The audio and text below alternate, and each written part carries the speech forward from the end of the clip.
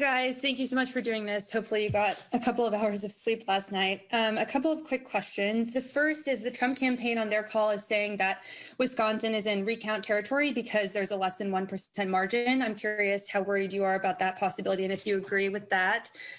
Also on Latino support, of course, in Arizona, the VP outperformed Donald Trump with Latino voters there, but had in some places a double-digit deficit in terms of where Hillary Clinton was with those voters in 2016, places like Florida, Ohio, Georgia. I'm curious what you would do differently in terms of your Latino voter outreach strategy, given those numbers. And then has the VP reached out to President Trump or his team, or have y'all heard from them at all? So I'll start and then Bob jump in. So, on Wisconsin, there is no automatic recount there. But if the vote is within 1%, which it is, then the loser can request a recount. And I think they probably have to fund it or something is added to it. So it's certainly possible. We are going to win Wisconsin. Recount or no recount. We are ahead. We have a very clear sense of the votes that are there, the votes that are in, what's left outstanding, as we talked about, and we're very confident that Wisconsin is ours, and we will continue to stay ahead there.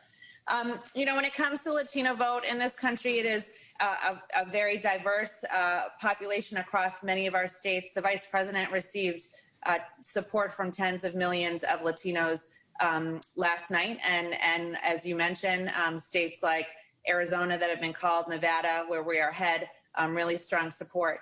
Obviously, in Florida, Donald Trump overperformed his numbers with Cuban American voters. The vice president did not underperform. We just saw Donald Trump increase his support with the Cuban American vote.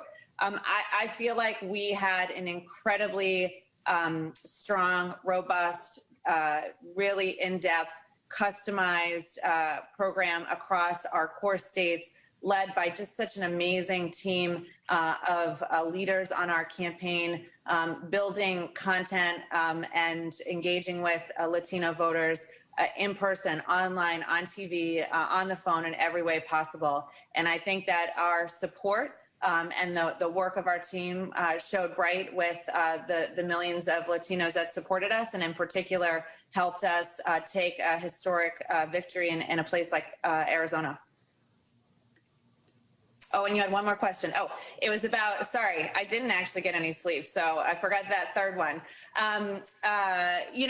We have not been in contact formally with the Trump campaign. They've not reached out, and we're going to continue to do our business today and stay focused on being clear about where we stand and making sure that we get all these votes counted.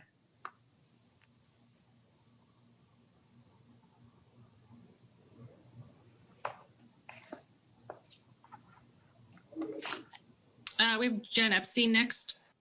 Hey guys, Jen, you said that you believe that you're on a clear path to victory by this afternoon. Does that mean that we should expect to hear from Vice President Biden this afternoon or soon thereafter? And is the intention as of now for him to declare victory then?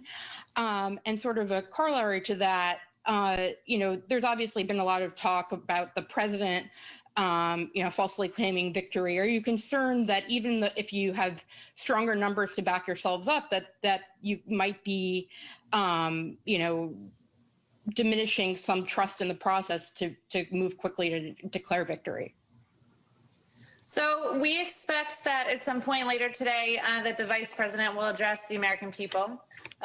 We've been very transparent from the beginning about what we were seeing in our data and shared that with everyone, both publicly and across the networks, in order to just have as much transparency as possible about what we were seeing. And because we knew this would be a longer count, it would take more time, and we wanted to make sure that everyone was ready for that. And obviously we saw that take place over the course of the night into the morning. We are talking about what is already in Wisconsin, for instance, and it is clear based on that data that we have a lead, and a lead we will continue, and we think that that race can be called right now. So we are speaking not falsely as Trump did last night. We're speaking clearly based on the data in the states. We expect, as I said, to see over the course of today, as more of Michigan comes in, as more of Georgia comes in, these races in these states be finalized. We think most of them will close to being able to be called, though we do know, as I said, with Pennsylvania, that could take time into tomorrow. But if we carry the states that we're leading today that we talked about, we would get to 270 without Pennsylvania. So we feel very comfortable that, our job here and our goal here is to communicate what we're seeing, to do that clearly, to make sure our supporters understand what we're seeing, but it's also matching the data that's coming in from the states. And that's what we're basing this on, as every other analyst and media outlet is looking at this as well. So I think we have time for one last question.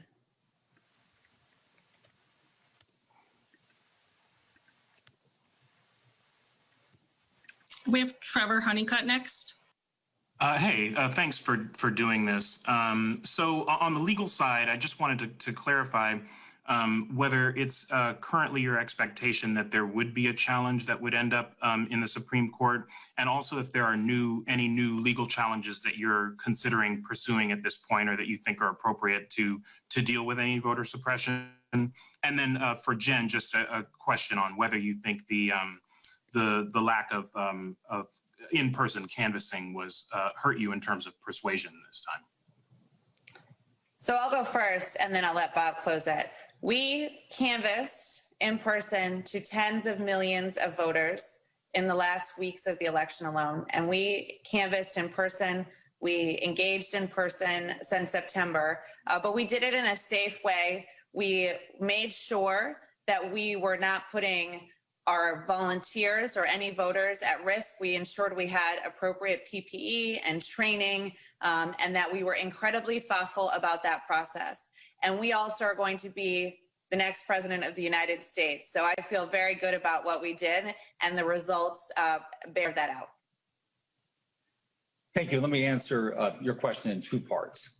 The first is, can President Trump get to the Supreme Court? Well, of course, a lawsuit could be filed on whatever theory he concocts, and we've had a taste of what that might be, and he'll lose, and that'll be appealed, and then at the appellate level, he'll lose again, and he'll appeal and try to get the Supreme Court to hear his case. I don't know what that case is going to be. As I've told you, it's impossible to imagine it will have any merit. In fact, it's, I'd have to say, laughably without merit. But if they want to push something up to the Supreme Court one way or the other, presumably they can do that. We're not worried about it. As far as our own planning, we're winning the election. We've won the election. And we're going to defend that election. So we don't have to do anything but protect the rights of voters and to stand up for the democratic process. If it's attacked, as the president suggests it will be attacked, we're going to successfully repel that attack. So that's our mission. His mission is to attack the democratic process, and our commitment is to successfully defend it.